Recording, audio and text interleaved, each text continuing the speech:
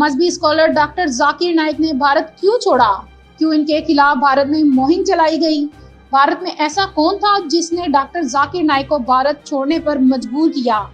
معروف ڈاکٹر ذاکر نائک نے شناسائی کرواتے ہوئے انکشافات کیے۔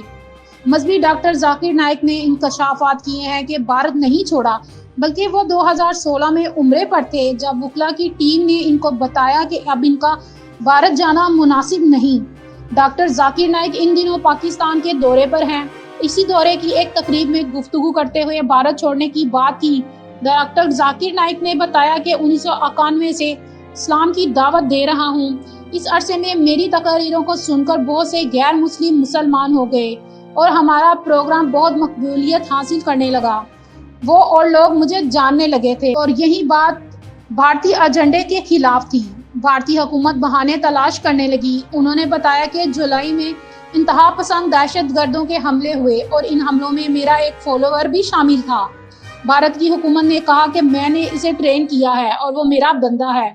اسی سال ایک بار پھر بھارت میں مسلمانوں کو نومبر 2006 میں یکساں سول کوڈ کے چکر میں پھنسایا گیا تو میں عمرے پر تھا۔ میرے وکلا نے مجھے کال کر کے کہا کہ میں بھارت نہ آؤں۔